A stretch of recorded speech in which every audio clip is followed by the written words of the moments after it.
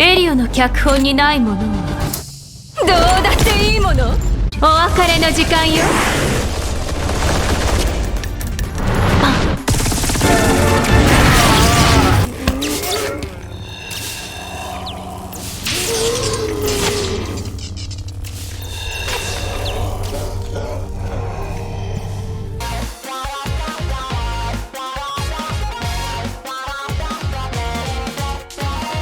Tokisaki Kurumi here is from the anime series Epilogue, in which she is a magical girl that acts as the antagonistic force, or in layman's terms, chaos. As she has the skills of John Wick, but with the special ability of Dio.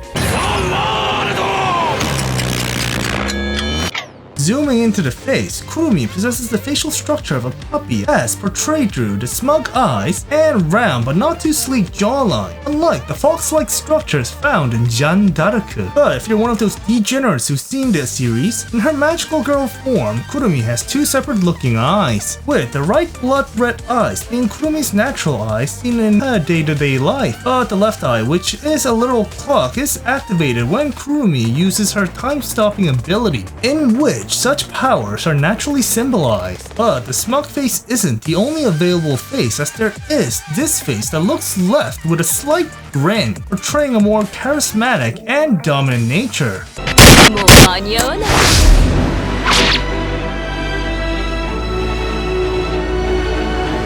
And we have this maniacal laughing face that has the enlarged mouth, perfect for portraying Kurumi when she's enjoying the good fight. And if you pre-order Kurumi from the Good Smile store, you get the exclusive right staring smug face, the perfect face when Kurumi is toying with her prey. Look at the rest of the head. Kurumi has a little Red Riding Hood hat over her head with a tie at each end, adhering to a somewhat classic design. This is in addition to the twin tails, which, to be honest, isn't my type. But a point to note is, firstly, the hairpiece also fails to properly connect itself to the head, resulting in me being left no choice but to apply the double-sided tape in order for the piece to fulfill its intended role. This is in addition to one of the ribbons falling off from the hairpiece, in which you have no choice but to glue it yourself. Moving down, Kurumi possesses a unique uniform in which her neck is wrapped in leather, portraying her BDSM nature, and Kurumi's guns are pretty impressive as they aren't the midget size seen in certain girls, but instead somewhat decently sized as they have the potential to rival the likes of certain saints due to Kurumi's nature as an adolescent high schooler.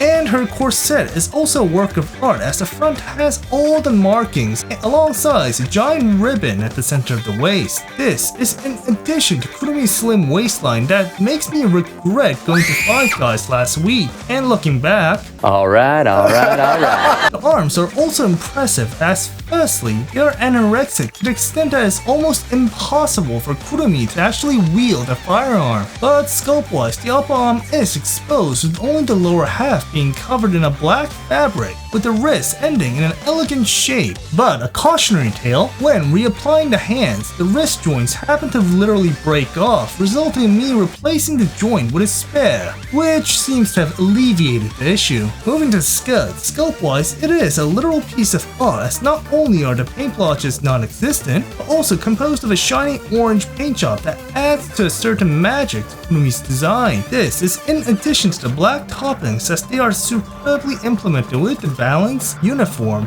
But a downside is the skirt is an actual single piece, making articulation, especially leg movement, obsolete. And the legs, unlike the arms, have enough girth in order for Kurumi to support her various poses. This is in addition to her utilitarian boots, in which, unlike the high heels seen in most female characters, Kurumi instead has your run-of-the-mill military boots, perfect for shoving, kicking, and stomping. When regarding the accessory assortment, when Kurumi is accompanied by, she arranges pretty good. When regarding the hands, besides your fists for hand-to-hand combat, you have your open hands for cool JoJo poses, holding hands to hold nothing that Kurumi is accompanied by but other people's melee weapons, and a pointing hand in order to reenact as Kafka, and of course a trigger hand to reenact as John Wick.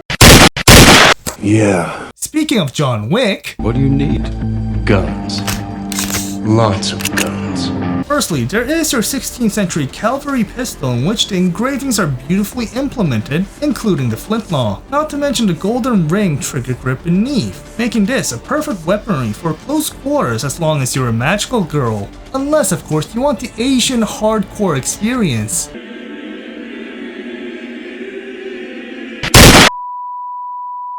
And if Kurumi wants extra firepower, you have this musket, and just like the pistol, the sculpt is beautifully perfected with the seamless paint job, the artistic flintlock, and the golden pots. But unlike the pistol, there is the extended barrel for extended range alongside the stock for placing on the shoulder, of course to absorb recoil or for cool poses. And there is this blast effect piece which is colored with a combination of a white and pink paint job and can be placed on the end of the muzzle in order to replicate when Kurumi is firing her arms. Then there's this still stand in order to attach this giant claw, which would make even the British blush. Just a bit of banter. And here's the effect piece, which is usually shown when Kurumi activates, in which she manipulates time to her own desire. And the effect adds an extra aura of power when placed behind Kurumi. When regarding Kurumi's height, as a high schooler that has plenty of time to grow, she happens to be 14 centimeters or 5.5 inches, placing her on the fair side. Here's Kurumi next to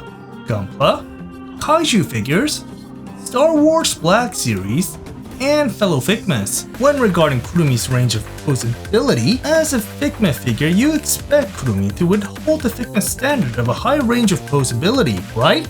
The twin tails can rotate freely to place when the hair restricts certain poses. The head can move up and down, side to side. Due to the lack of peculiar closings on the shoulder movement is superb. Elbows can bend roughly 90 degrees. Hand movement due to the wrist decoration is somewhat limited. Chest movement is limited, almost non-existent. Due to the nature of the skirt, leg movement is hindered. Even the knee movement is obstructed thanks to the skirt. And feet movement is decent. So, what is there left to say? The Figma's iteration of Tokisaki Kurumi is another splendid release in the product line, as it withholds the high standards kept by the Figma line as portrayed through beautiful sculpt and paint job that is as if the character came right out of the screen, and the abundance of accessories that elevates Kurumi to another level, most likely due to the guns and guns. But the drawbacks inherent in the figure cannot be ignored, as the articulation is far below Figma's standards. More akin to a kaiju figure, certain accessories are either hard to apply and lead to breakage, or too loose, in which the owner is required to reattach them through separate means. But as a fan of women who can beat me up, I semi-enjoyed Kurumi, and if you're desperately searching for an articulated iteration of her, this is the best version out in the market right now. So if you're a Kurumi fan or a fan of yanderes, I would highly recommend her. But to be objective, I am forced to give Kurumi a ranking of a B-.